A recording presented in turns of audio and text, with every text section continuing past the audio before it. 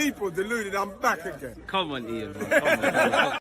Lights, camera, action. As you can see, people, still sweating and all these things. People, Deluded are back again. Thank you very much for tuning back in. I must admit, it was a race against time. I've literally just got in, people. So we're going to have to make it happen. Hope you're doing well and safe. Good morning, good afternoon, good evening, and in some cases, good night. Happy Monday, folks. Hope you're doing well and safe. We know Arsenal drew 1-1 with Manchester United. Our recent run of games in the Premier League hasn't been nice to us. We all know Andrea Berta is going to probably be our next sporting director, and I'm sure there's some fallout talking points. Now, I'm live at 2 p.m. with a gal. 4 p.m. I'm going to have the lads, shout out Catch, and obviously D. Make sure you're following FamZone TV. 5:20, I'm going to have Sammy. So yeah, busy stuff, people. Make sure you're smashing the like buttons and whatnot, man. Barca reacts. Big up yourself, man. Shout out Barcelona. Run up the likes, man. Worst social media derby. It was dead, bro. It was dead. It was a dead game, man. United stunk up the place. Counter-attack, low blocks is Arsenal's kryptonite. I think it's away from Arsenal versus Manchester United. I'll be real with you. I'm bored, bro. It's different games. No two games are the same. But we know Arsenal from the defensive third to the middle third. Once we get to the final third, yes, we scored, but we'll half and path and dead in it, really and truly. Like, we're not creating chances. I feel in the first half, that possession and all that jazz has to correlate to goals. Second half, big up David Raya, because Bruno should have had 2 goals. Højlund should have been on the score sheet. Zirkzee should have been on the score sheet. Probably should have lost based on the second half, 4-5-1, but that's why he got a decent keeper. And shout out David Raya, because one thing I'll give Raya, he reacts well to mistakes. I think for me that peed me off is the way we lost the ball and the phase that led to that free kick, let alone the free kick and the wall. And I don't care about this measuring the wall thing and whatnot. Like, when have you seen Sky Sports ever measure the distance of a wall? Conveniently, they did in Arsenal, because they know Arsenal fans on social media is going to back for it.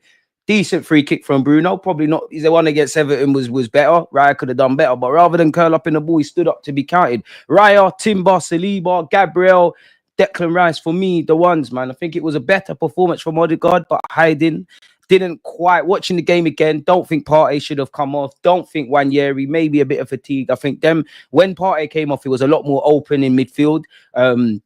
Wanyeri shouldn't have come off. Martinelli, I think literally the first 2 minutes of being in that field, he was all right. And then the muscle memory negatively kicked in and he's back there with poor decisions. And I think where you look at us conceding in the 44th, 45th minute, the way we ended the game, you hear about Declan Rice's comments, it's immaturity and it's simply put not good enough. And I know we're second, at least for now, and United are 15th, but it shows how much both teams have fallen off. And I think Manchester United and Arsenal fans, we will disagree on Wenger versus Alex Ferguson, Roy Keane against Patrick Vieira, this thing against that thing.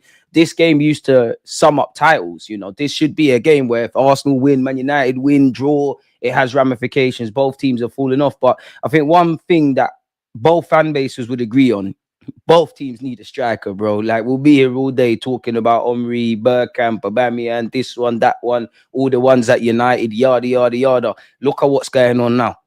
We've got no striker, let alone Marino. Kai Havertz, big him up. He's not involved in the game, but Kai Havertz, Marino, Højlund, Joshua Zirkzee, it's specifically for Zirkzee where goal scoring is concerned.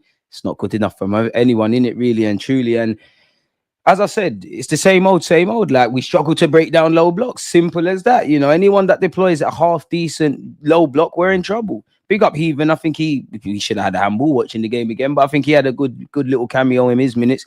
DJ Arteta is anti-striker. He can be anti-striker, but if you want to do the false nine thing, you need to get a 30 false nine, like when Liverpool had Firmino, and make sure your widesmen are bagsmen and you've got depth in that regards.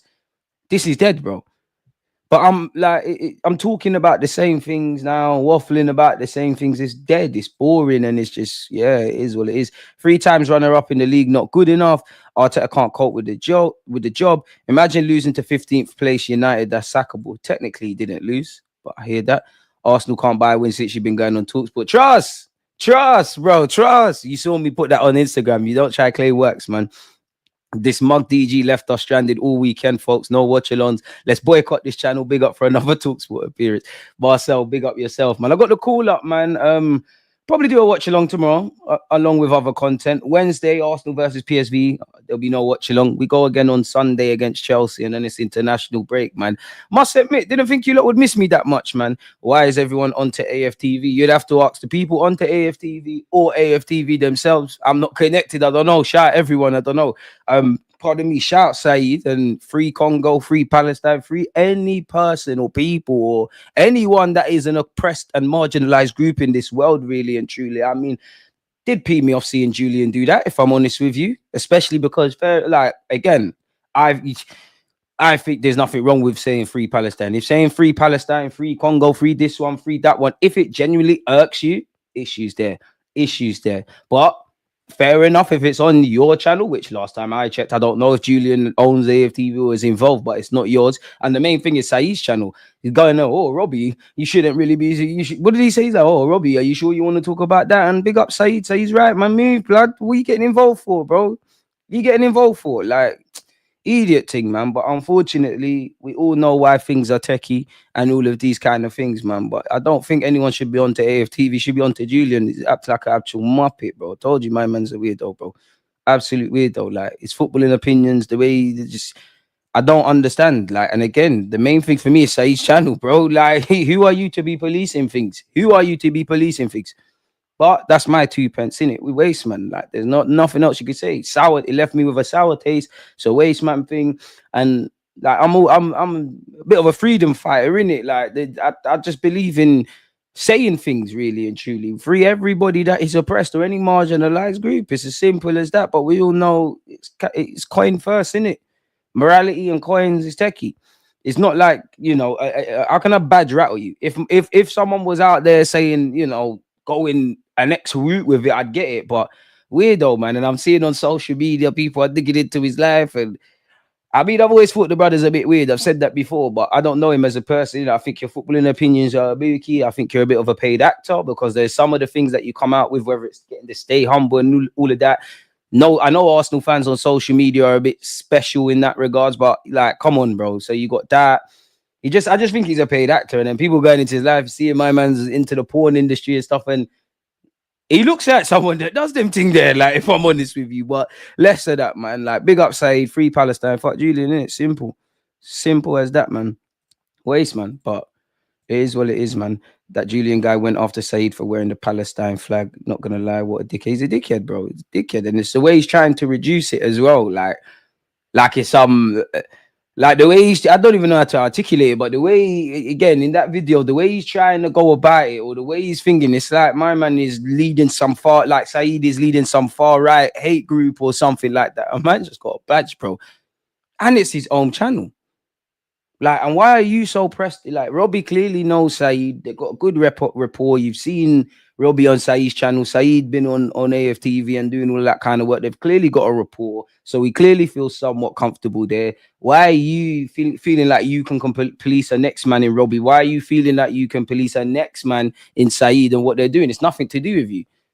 Just sit on the side and wait and bust out, man. But bro, this game is just snakes and ladders, man. Snakes and ladders. I don't know why Don Robbie invites this guy on AFT. I'm not sure he's saying DK, you know. Julian is weird. I stopped watching AFTV because of Julian. Unfortunately, the thing's still gonna keep happening. And as I said, free Palestine, man. Like, there's nothing to do with that. Like, it is what it is. Like, I don't smash the like button. I don't see anything wrong. I don't want to take it there, but we all, not just Palestine, all over the world, where you're seeing kid bombs and kids' homes are being ruined and all sorts of heinous acts. What is the problem in just having a flag?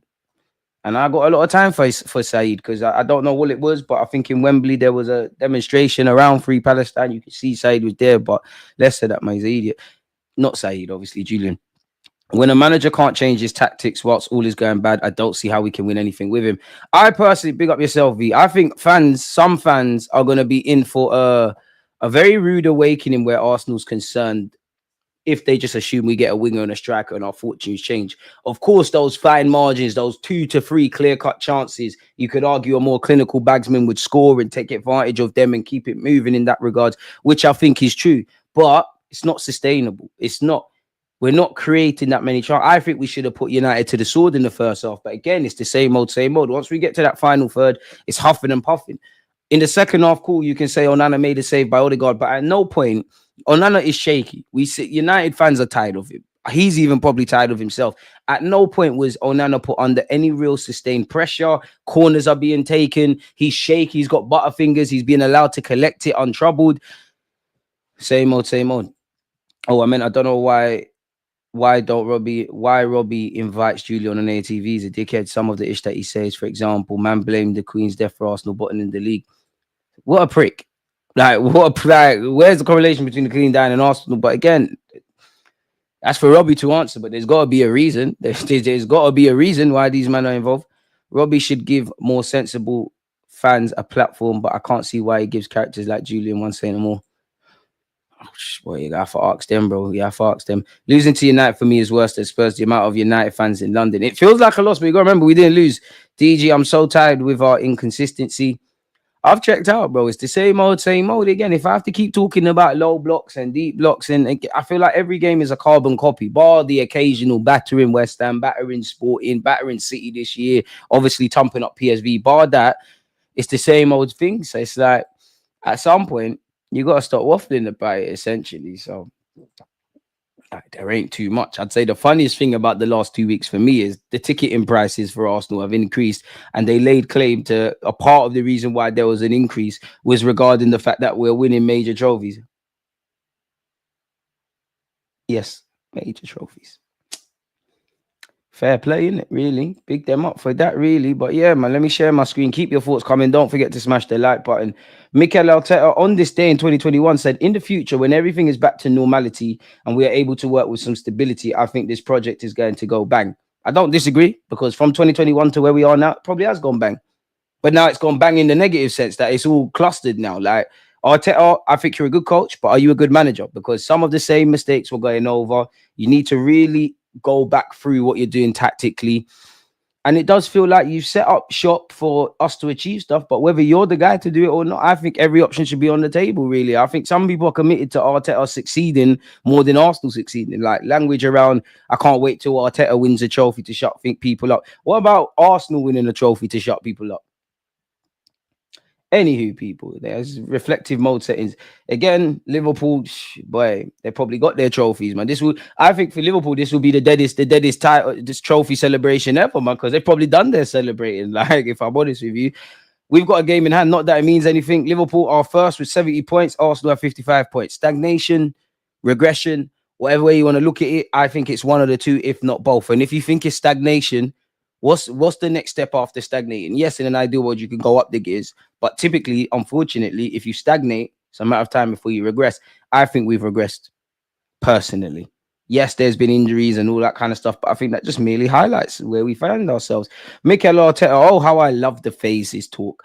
Mikel Arteta, on what phase Arsenal are in from his planned five-phase plan, phase 4 to 5. So we've reached conclusion then, surely. You've had 3 years fighting for the Prem. You got to a semi-finals of a competition this year. Something needs to give, or maybe you need to step aside. Establishing yourself at the highest level in the Champions League, consistently performing with a lot of unity and being very close to touching big trophies. Now, I don't want to harp on about the words he's directly said, because you can take things out of context. I haven't heard it, but being very close to touching big trophies is very different from saying win. Even when you go back to May and some of the talk around Mikel Arteta to what he said there, it sounds like he's getting a bit PR-y, man. This culture of wanting to be involved and just happy to take part and maybe win the big trophy is our issue with this club. That's why I've mentally checked out. I think you lot would like to win. I don't think you're dying to win, honestly. And I think that's everybody. With the biggest of respect to our players, if anybody connected to that football club for me has any luxuries, it's the players. Because even the players should be looking at the manager and those above him. Because what if you have not put your best foot forward? They have been done dirty. Obviously, the players are the ones playing. They have to take responsibility. What a tackle this was by Declan Rice, man. Bloody hell, there's no margin for error. It could have got sticky there. Apparently, Mikel Arteta stormed out of the post-match Sky Sports interview, in which I do believe he should have stayed and soldiered it, but emotions are high. You're asking him silly questions. He's going to get peed off, and he's allowed to do what he wants to do, innit, really? It was kind of funny, if I'm honest with you. I mean, and I would have done the same. Like, you're asking me about title race. You know that we're not winning no title. Liverpool have to lose every damn game mathematically, and we'd have to win every. The title was done way before the West Ham game, but I don't want to keep harping on about that.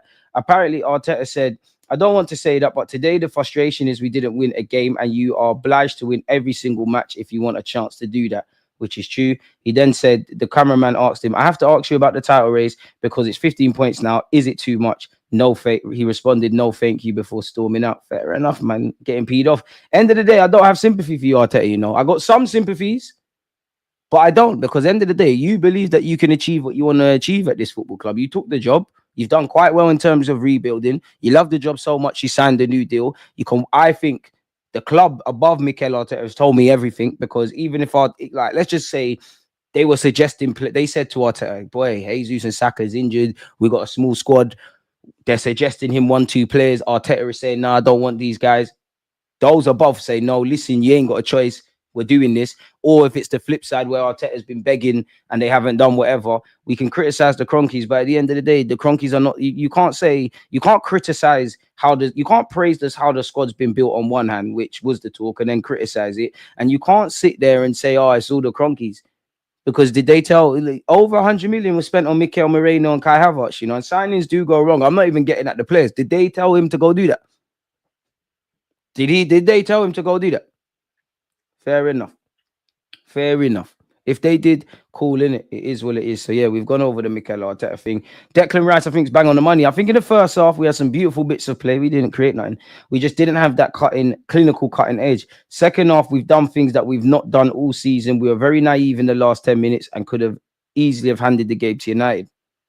If you're beautiful bits of play, lacking cutting edge, doing things we haven't done all season. This is why we're not in talks of winning proper trophies. It was a bit of stupidity from us, but to get back in the game and to keep pushing, we had another chance with Martinelli, and it was a real end-to-end game. It was probably a fair point in the end. Fair enough, man. Fair enough. On the lack of cutting edge, he said, we scored 7 in midweek, and that wasn't any luck. PSV had not lost at home for 2.5 years. We were full throttle. Today, we tried with the same intention. No, we did. Well, PSV didn't set up how United set up, Newcastle set up, Everton set up, any damn low block we buck. So again, I think this is a bit dishonest. It's not dishonest because he's saying facts, but without context, isolated to this, what he said in this sentence, it makes sense, but it's the same mode. Same threat, but United, credit to them, sat in a low block and defended well. Sometimes it takes a full 90 minutes to break down that low block. We only managed to get one. We did have a couple of half chances, but it wasn't enough creativity to get us over the line. And big up Tini, because every time you come off the bench, you put in a half decent cross, and unfortunately no one scores. Like, there was even, I can't remember who, but there was a point in the second half, yeah, we put a ball into the box and United dealt with it, but there was no one there. And I think that's why, beyond the obvious, that's why you need a striker, because nobody's got that sixth sense to consistently. A big part of scoring goals is just being in the right area, you know. If nothing changes, man. Big up Declan Rice. He spoke on his goal. He said, it's an area that I want to keep getting in. In more recent weeks, I've been making more runs. I've had way more energy about making them off the ball runs, and the ball has been dropping to me a lot. I've been creating a lot more chances. To get the goal today, it was a real nice feeling, but I need to keep adding goals. That's why the manager wants me to play at 8 to create, assist, and score goals, and I want to keep doing that. I don't know, man. The goal was great, and obviously it nicked a point for us, but between that and the slide tackle, I don't know. And Mikel Moreno, Trossard, you lot owe your defenders a pint or 7, if I'm honest with you, watching that second half again. So yeah. On the tackle, he said, that's just as big as scoring the goal for me. That's the defensive mentality in my head as well. If I reacted a second later, Højlund probably puts that in the back of the net. It was just that quick reaction in my brain. And obviously, with the long legs, I managed to get around. It's one of them where it's 50-50, but I had to try to put my foot in for the team. Fair enough, man. One of the only players consistently switched on. In the last 4 games, unfortunately, we've only won once. We've got two draws and a defeat. And even with the Leicester game, we broke them down at the end. This isn't anything new. Couldn't break down Forest, couldn't break down United, couldn't break down West Ham as much as not defending our box well enough. Obviously, Leicester, we nicked it at the end. We didn't suddenly just wake up and seeing ourselves here. This has been here, people. And in the first half, we didn't take our chances. We didn't create anything of clear cut or anything of significance, which tells the issue. But in the first half, we had more possession, expected goals, big chances, corners, passes, accurate passes, dribbles, shots on target, touches in the penalty area, final third entries. There's too much theoretical, nerdy stuff around this. We need players who can just put the ball in the back of the net, and we need to create more. You're in for a rude awakening. Of course, let me exaggerate. If we sign Isaac and Nico Williams or whoever, going to make a world of a difference. We're going to score more goals. But when everybody's fit already, we still have these issues. It's merely papering over the cracks. Buying and addressing these areas is vital. But that's only one half. Mikel Arteta has to go to war with himself. In the final third, he needs to put our players in more goal-scoring positions. We need to create more chances. And the players need to find their shooting boots as well. Don't get it twisted, but you get where I'm going. I mean, decision making's pony, but happy to have you back, Martinelli. You know, it is what it is. Apparently, Saka is expected to return to full training within the next month, having undergone surgery in December. And I mean, with a 2-week layoff in the international break, might see Saka back. We all know, we would have seen this weekend, Berta has reached an agreement with Arsenal to become their new sporting director, which is music to my ears. And apparently, Arsenal's choice of Andrea Berta as sporting director is a clear signal of their direction. Time will tell. If you're serious about winning trophies, show me. If you're serious about signing strikers and all that kind of stuff, show me, man. There's too much lip service at the football club, man, if I'm honest with you. Way too much. Saka shouldn't be forced. Respect to Rice, but he's not an 8. Odegaard should be in that position.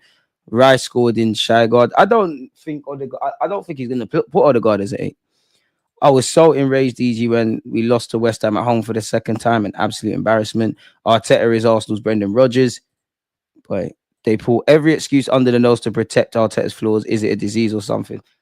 It's jarring, bro. Like, I think everybody should get praise and everyone should get criticism. There's a lot of mistakes that Arteta's engineered off his own. He's still clearly scarred from the 2022-23 season, the first title challenge.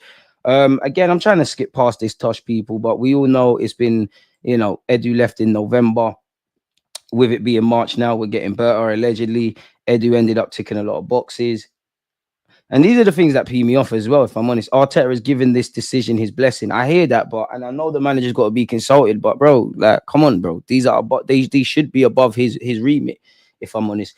Perhaps it feels like a crunch time of sorts for his time as Arsenal manager. After nearly 5.5 years in the job, building a team to get close to trophies, he may well feel he needs to push hard for the pieces of the puzzle that could unlock silverware to add to the FA Cup in his debut season. It is Aito's nature to work in a calm, considered way for the long-term health of the club. Berta brings decisions for now for an instant impact. I mean, that's great.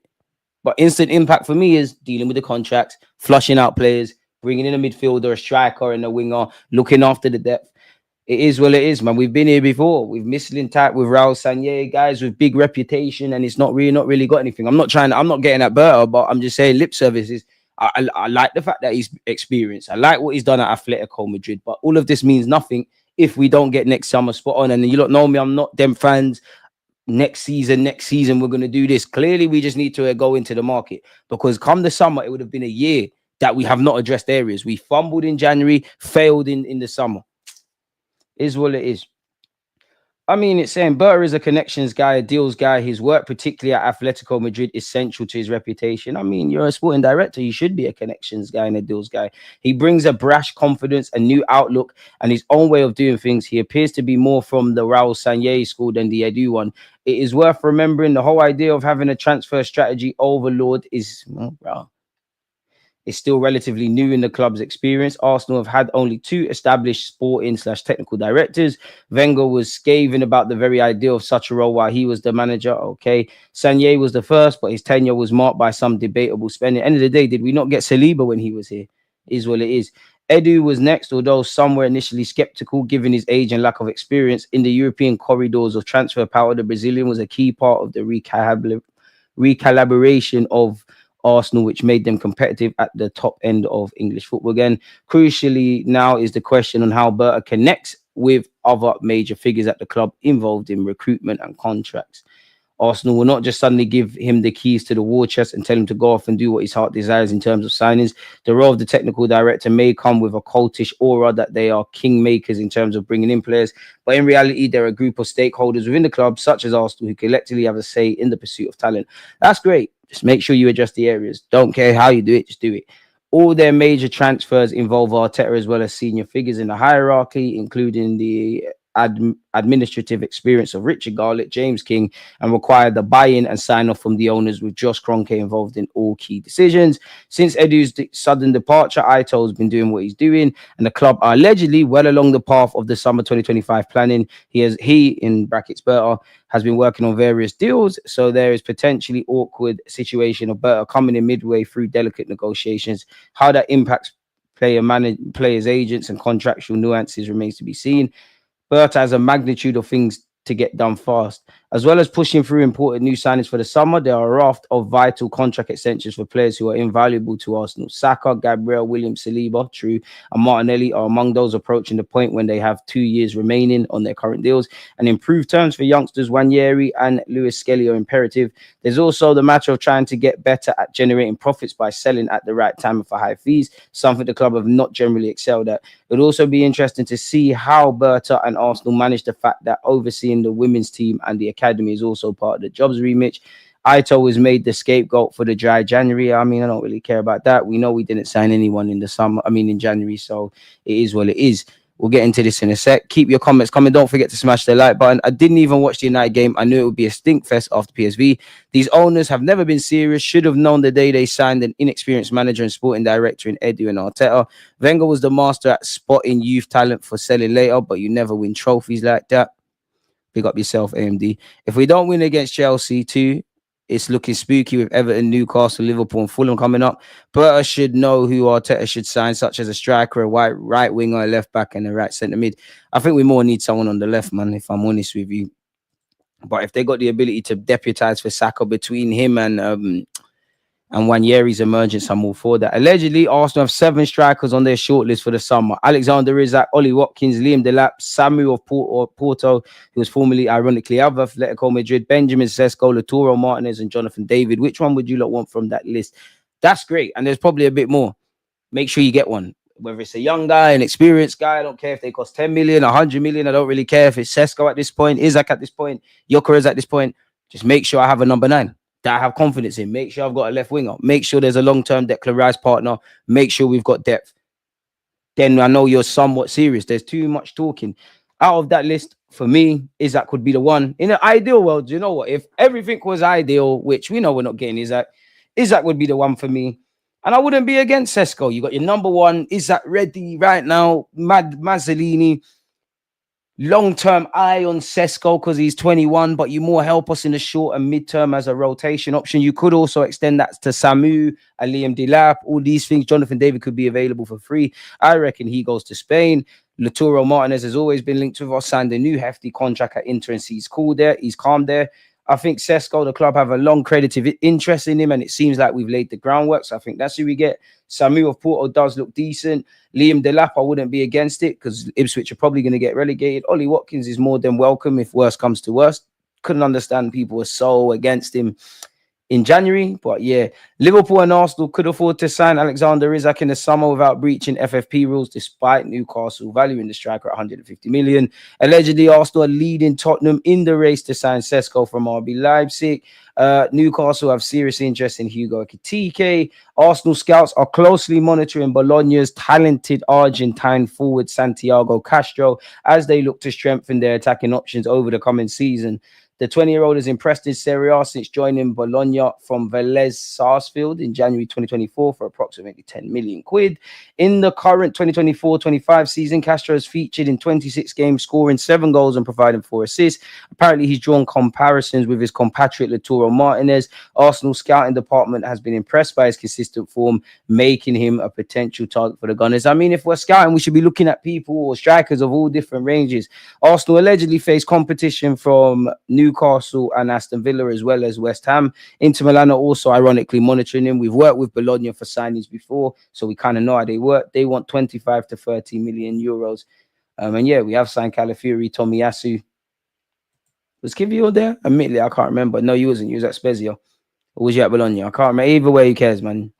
You get the point. Arsenal open Osimhen talks as Nigeria ace willing to make United move. Really? The race to sign Osimhen this summer is on, with Arsenal ready to open talks with the Napoli striker's agent, while United and Chelsea are among the other sides to keep tabs on the striker. Yeah. Pardon me, I don't believe this, but I'll read it for you lot. Osimhen has been a hot topic of transfer conversation for more than a year, with a string of clubs interested in signing him last summer.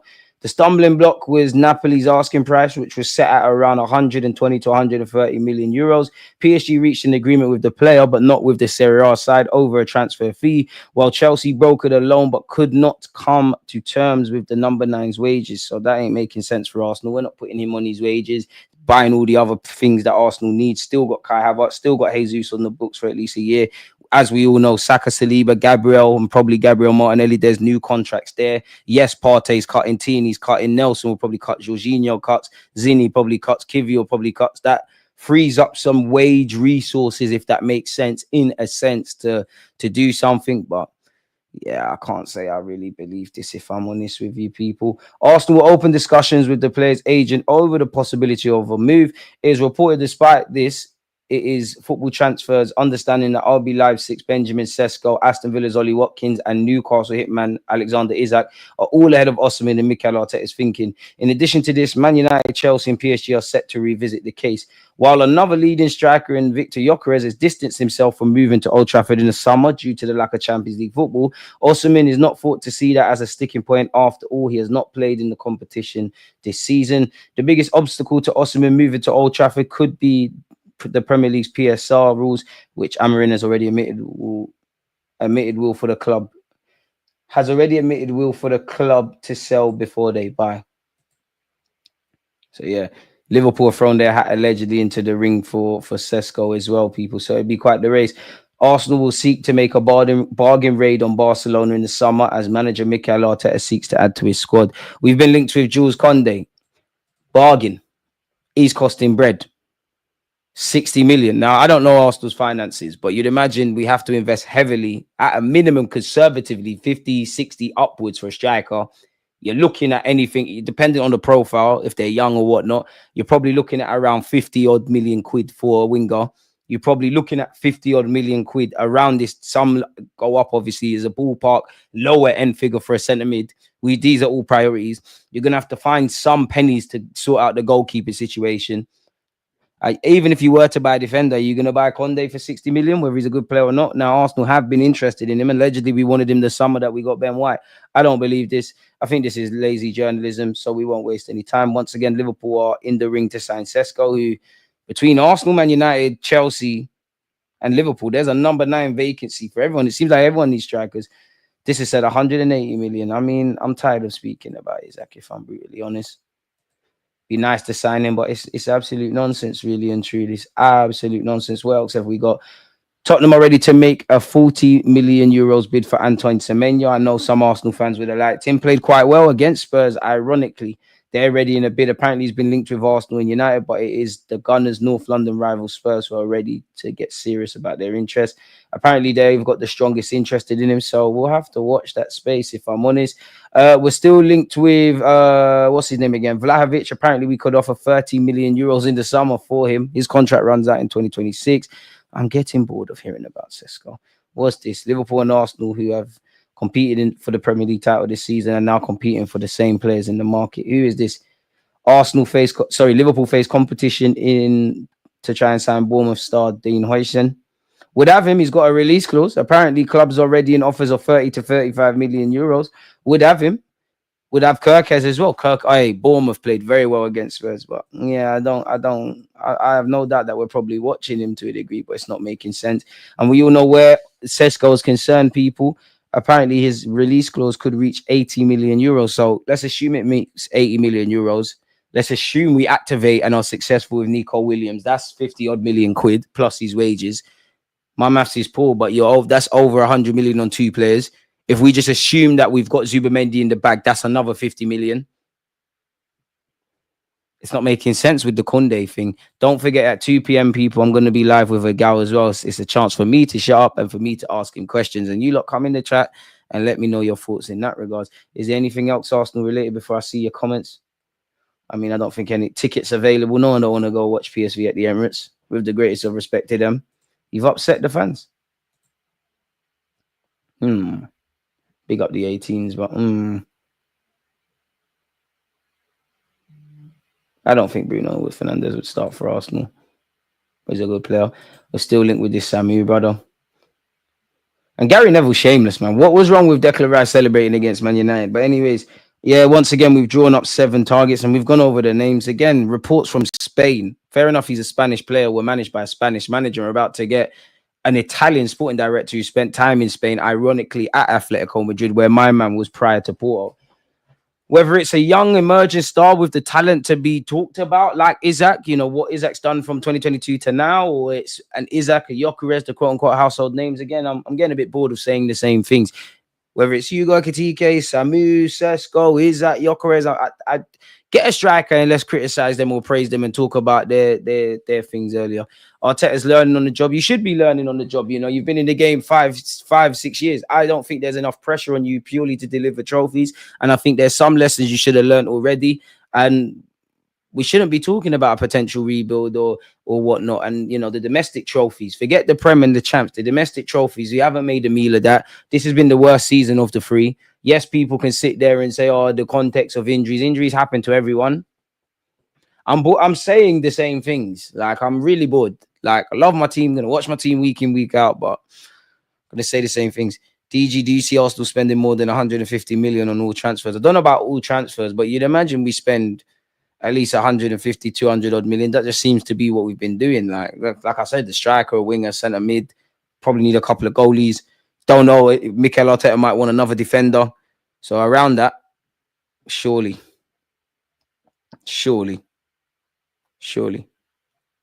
Stop spamming, man. Stop spamming, man. Come on.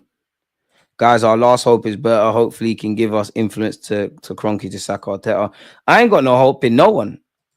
I like his credentials. I hope you could do your thing, but I can't put all my hopes in you because you're joining in March. How much of the plans, whether it's right or wrong, how much of our summer plans are underway now? Because reality is all the Premier League teams are drawing up potential targets and talking to people.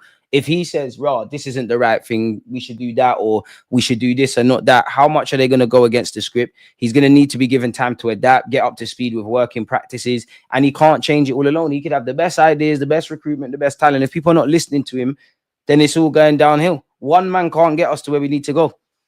I have hope that if there's ever a Marino or Kai Havertz situation, he might say, "Gaffer, we got to do something different." And I hope he's given as much of a say as Arteta, so that if there is someone that we disagree with, sometimes he wins, sometimes Arteta wins, but it does seem like when there's a debate, 9 times out of 10 Arteta gets his way. I think in January he didn't, but that's one time. 9 times out of 10 you do. He was allowed to spend 100 odd million on Mikel Merino and Kai Havertz. What's going on? And there's plenty of others. I should never be talking about Arsenal's problems in the final third. Ultimately, that's how you win games. If we don't look like a team that can score goals at will and is creating chances, how do you expect to win games? I like the defensive attitude generally in the last 2 seasons, more so last year. I like the fact that we've got a plan. I think there's many things we need to improve in the middle third and defensive third. But once you get to the edge of the opponent's area, like you've seen 9 times out of 10, it's left, it's right.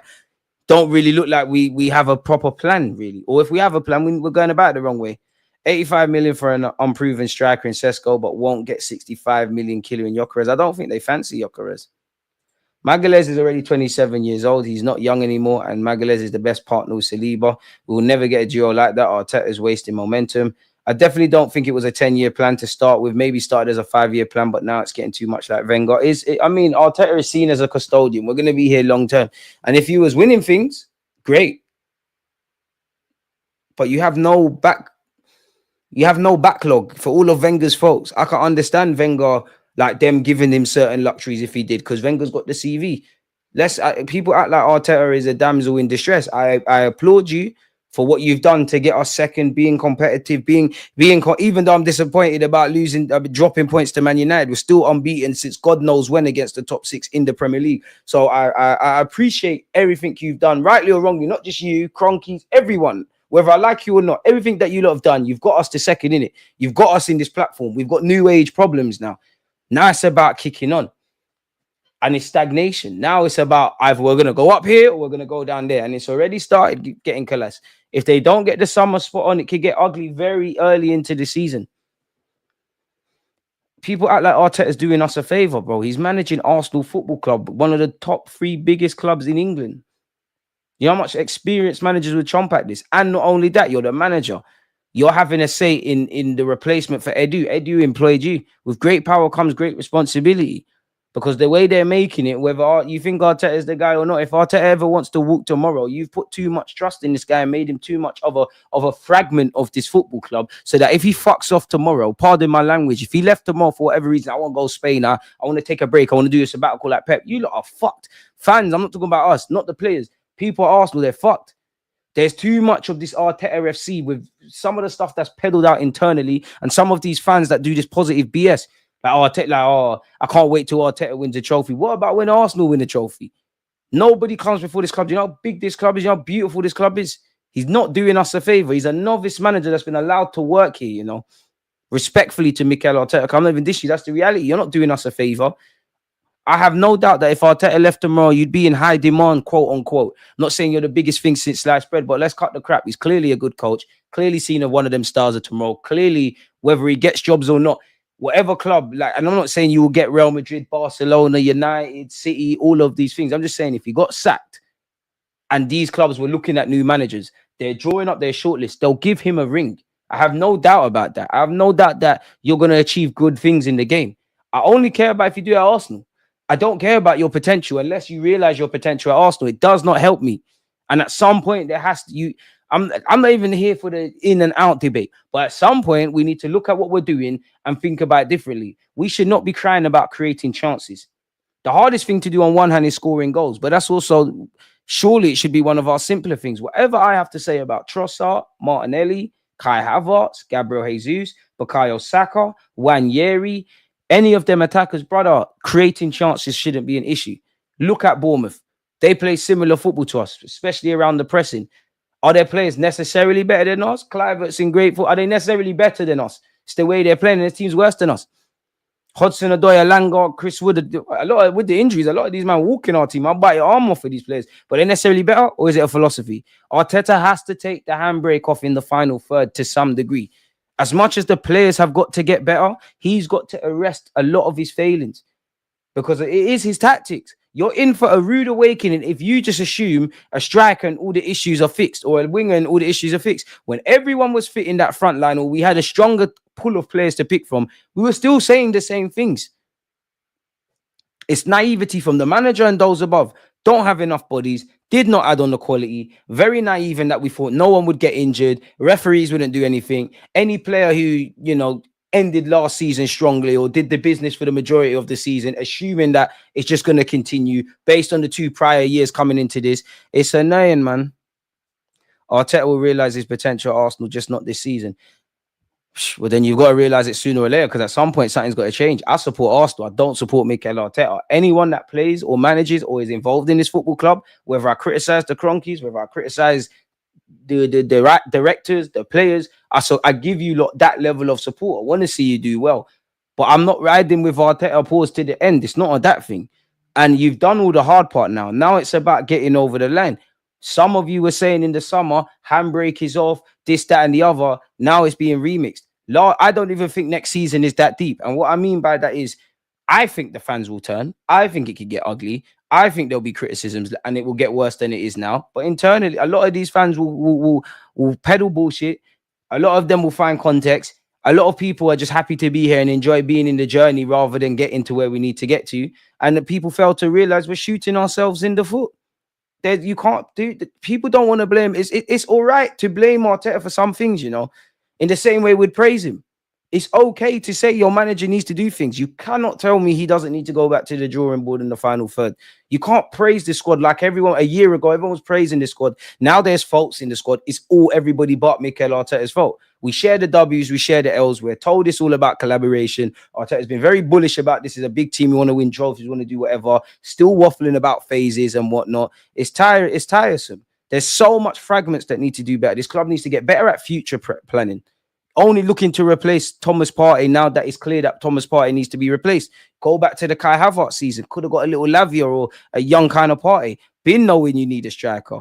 Let's not beat around the bush here. Let's not do any of that bullshit. We know Kai Havertz is an adaptable player. We've seen a man play left back for Germany. Seen him play as an 8, play as a 10, play up front. He was a short-term fix. Gabriel Jesus got injured. Kai Havertz was struggling in midfield, in which you're going to see Kai Havertz get a lot of game time in midfield next season.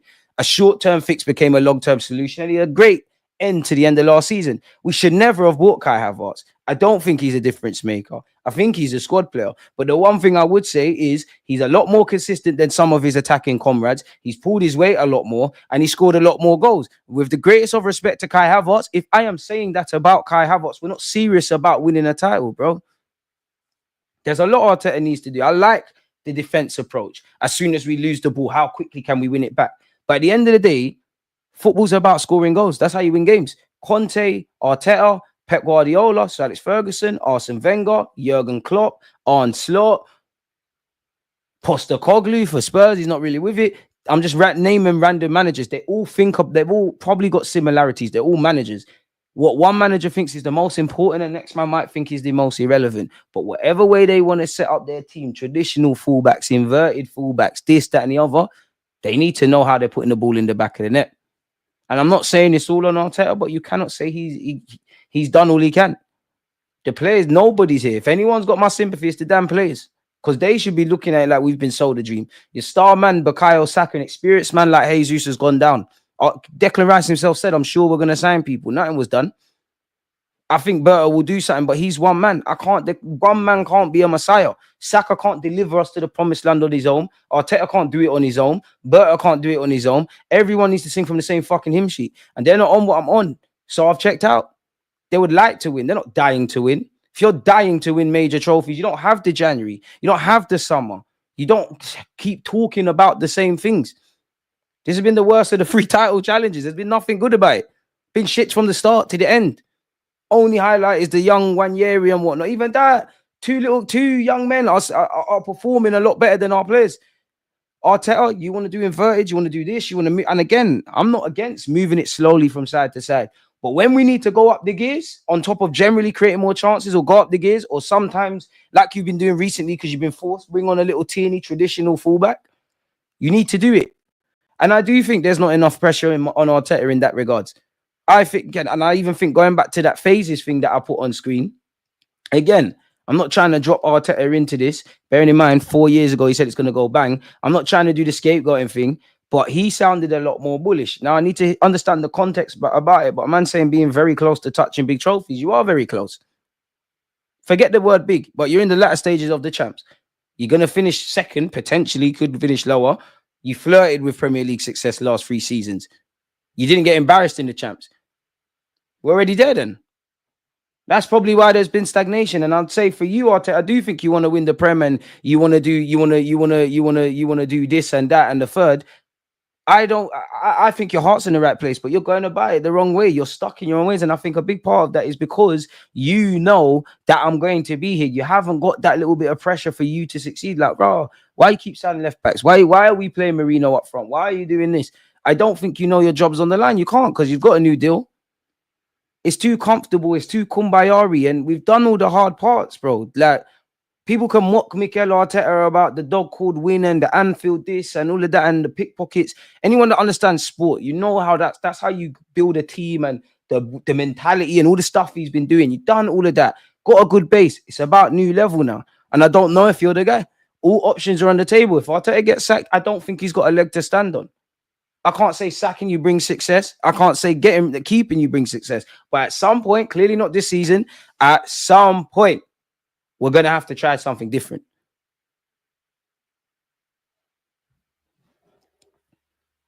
That's just me, man. But I don't know. I'm just a fan. DJ Arteta is a control freak. That's why he can't deal with stars, game changers. There's a reason he chose Odegaard as his captain, soft you. It's all about him, and that's not good for the club. I do think he's a control freak, but all managers are. But for me, Arteta, be a control freak in our defensive third. Be a control freak in the midfield third. Even be a control freak in the final third. But you see in the final third, just dial it a bit. I need to see sixth sense. Players, I don't see that anymore. Players dummying the ball and they know their teammate is on his bike. It's gone on the right-hand side. You know, let's just say play starts at left back. There's a dummy in midfield. It's gone all the way to the right. There's a midfield runner from the left-hand side of the pitch, not involved in the phase of play. But he knows, right, the ball's on the right. It might land in a certain area. Let me go. It's an idiot take. We've got hella athletic players. Better... long time in the Emirates, we've been better defensively generally. Hella athletic players. But Arteta, come on, man. You've been at City, bro. You've played under Wenger, my guy. La Masia and that. I need to see more in the final third. Because anyone who thinks it's as white and black as you just slap a striker or a left winger in that front three and we're just out of it, you're incredibly naive. I'm sorry, but you're incredibly naive because when everybody's been fit, we still can't break down low blocks.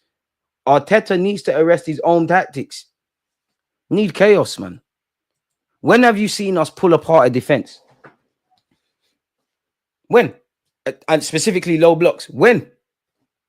Maybe I'm just naive in the way I look at football, but if you know you've got a deep block, and I hate to, again, where's the tactics thing, man? Don't forget we're going live at 2 people.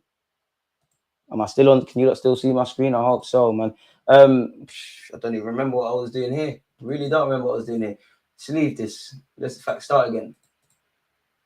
Ignore the numbers, people. It is what it is. Let's slap a goalie in there. Smash the like button. Let's slap a goalie there. Let's just exaggerate this back 5. Let's exaggerate the back 5. Let's focus on the back 5, right? And let's just assume they've got that 1, 2, 3, 4, 5, 6, 7, 8, 9, 11. Exaggerate. Again, it's not going to be to scale. This ain't a real football pitch, right? But let's just assume. Let's make this very small. And let's sit this midfield in front of it. Bro, if a team want, the whole point about playing a 3 at the back or a deep block or low block or mid block is to not be broken down. If you're moving the ball, let's bring Arsenal. Forget the numbers. Forget the numbers. Let's just bring some players into this. Let's put you here. Let's just slap a striker there. Let's slap you there. Let's just focus on the front positions, not you. That would be my front 3. That'd be my 10. That'd be my 8. Bro, we're not moving the ball quick enough. We move it at a pedestrian pace. It's slow. You're not, again, these lot, if it goes out there, they're just going to shuffle across. And generally just, not the best of examples, but just hold their shape. And even when it gets to the edge of their area and they're in their own, camped in their own half, we know what time it is already, people. Like, there's like 2 men in the box. So the numbers are already poor. We're going to flirt on the edge of the area. And naturally, I'm not necessarily against, again, I'm not saying, I am not saying be gun-ho from the start. But naturally, we can't go forward. We're going to knock it side to side. You're not drawing them out of position. You're just going to go back and they're going to hold it. Where if you're moving it a bit quicker, if he gets out to him and he's not communicating with him, all it takes is a little run. And again, I'm using a complicated example. A little run is a cutback, decent striker, ball in the back of the net, but it has to be moved a lot quicker. And the players need to take responsibility. But at the end of the day, you're only doing what the gaffer's telling you. Big up. It's sad to see this robotic attack. It's like Mikel takes the freedom and flirt the attackers. Where did the 2022-23 football go? Arteta is a coward. I think he's too fixed on park the bus tactics, not against us. How can that can't be park the bus tactics for us? That's something. We're not right team. Our problem is not moving the ball quick enough to break it down. Next season, they say this all the time. Next season is going to be tougher. 2022-23, everyone's going to improve apart from Arsenal. 2023-24, everyone's going to improve in the sense of Arsenal. This season, everyone's going to improve in the sense of Arsenal. Same 3 years. I keep saying the same thing. We're going to improve as well. Everybody's going to inspire to improve. It's like nobody's going to sit still. The last 3 years, we have not had anything to celebrate purely because of ourselves. Again, Liverpool have been superb.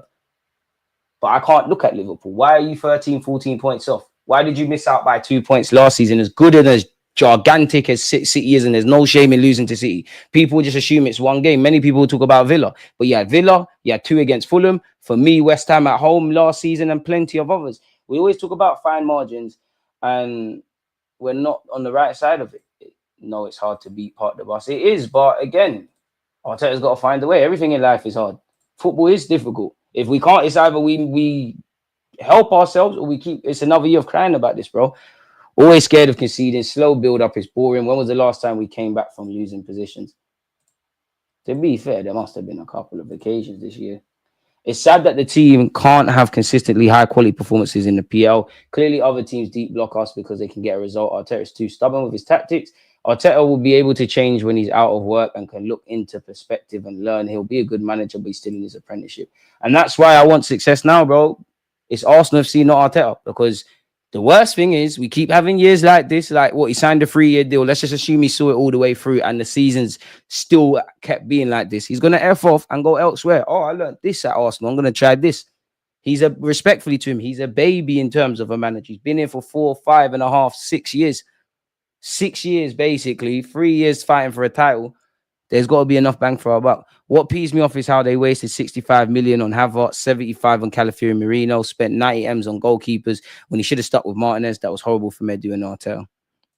That final third play yesterday must have angered every fan. Certain senior players didn't turn up at all, which is true. But again, they're doing what the managers did.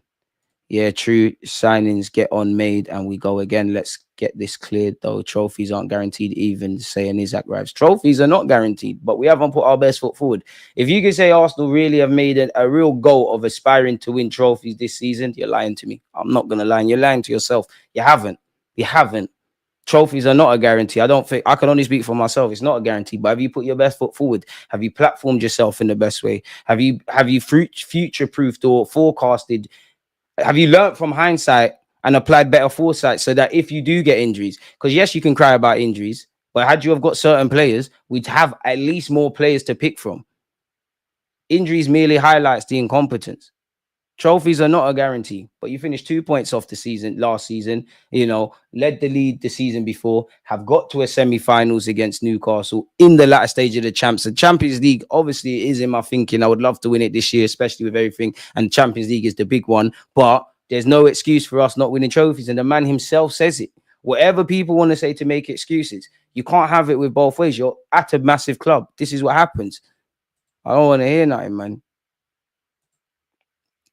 Exactly. Progress is improvement. Can't say second for 4 years. In the morning, we get one manager in this world. Who you calling? I can't lie. I do kind of like these new age managers. I know we're not getting Jabi Alonso, but I'm on it. Arteta should step down. Afternoon, DG. Big ups from another half beige and keep doing your thing. Big up the beiges, man. Shout yourself, man.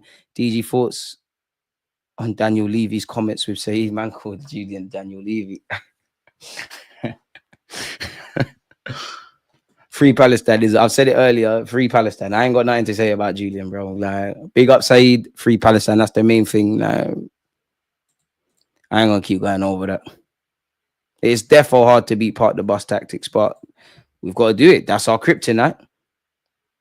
Got to make it happen, man. Taking 1 point out of 12 against Villa and Fulham last season is nasty work. There you have it. And that's what annoys me. We've defeated ourselves. I don't think we've put our best foot forward, but I still feel before I look at how great, no shade, because Liverpool are great, City are great, but before I look at what them man did, I think all our issues are internally. And that's what jars me, because it's within our control. You either get results or you get excuses. That's where we're at now. It's not good enough to be a good team. You need to be great. Everybody wants to realize greatness. And as I keep saying, if I feel sorry for anybody connected to Arsenal Football Club, it is the players. All of them. More so, the usual suspects week in, week out, just like with United, that do turn up, that do show what I want to see. Not everybody at this football club is gonna need to have a long, hard look in the mirror, and say, did I leave it all out there? Did I do everything I can? Because if you lot think this is harsh on the manager, harsh on everything, there's going to be nothing harsher than how these lot are going to feel in May, how these lot are going to feel in the last day of the season. Another missed opportunity, proving everybody that had doubts about you right. Because you lot are the ones that you're basically soldiers. You're basically brothers in arms. You lot are the ones training. You lot, technically, you're with each other more than you're with your wife and kids. You're with each other. You see the camaraderie. You see when a man's form is on the floor and you're having to pick him up. You're seeing all of this. You're in this together. And you've let yourselves down. Everybody. My only problem is Arteta's reluctance being fluid in the final third. Some players need to be given some freedom in the final third. And we can sometimes just try shooting from outside the box. You're not alone. Arteta is a top 4 manager that has overachieved. Our team is a top 4 team that has overachieved. I don't even believe they're overachieving thing, because what have we overachieved? Because even going back to the Wenger days, man, we're saying this is a good base. Once Wenger leaves, things can be lit. People forget Liverpool have been building this since Brendan Rodgers' days. That's true. And people do like to conveniently forget Liverpool have never gone away, even last season, the season before, and this year. But I don't want to hear that, Chase Gold. Not saying you're saying this, but people are saying if a team falls off, if City fall off, we're the team to pounce. People had question marks about Ancelotti, question marks about Liverpool's transfer activities, question marks, and still to a degree about how Liverpool win games and bailing them out. They've seen all of this. They've made it happen. We're the ones explaining. Whatever people want to shape it to me, 3 seasons of fighting for a title, 2 years of being in the champs, which I'm not even vexed at not winning the champs, if that makes sense. All the domestic cups, there's a lot of explaining. And nobody can sit here and tell me there isn't something legitimate around, away from the final third things. Like if I had to sit Arteta down, I'll give him his flowers for a lot of things.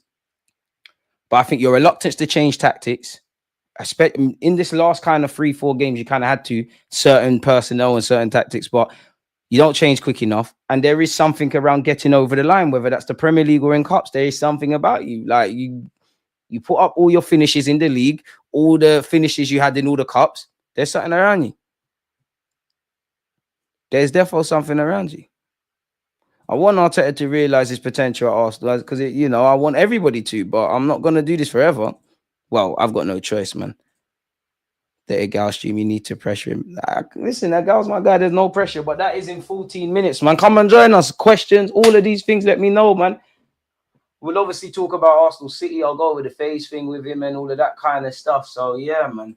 That being said, though, people, admittedly, I want to use the toilet. I want to pee and get ready for the next stream. So I'll see you lot in 13 minutes. As usual, your differences of opinions, your comments, your liking the video, it's all appreciated, man. So I'll see you lot in a bit, man. One love.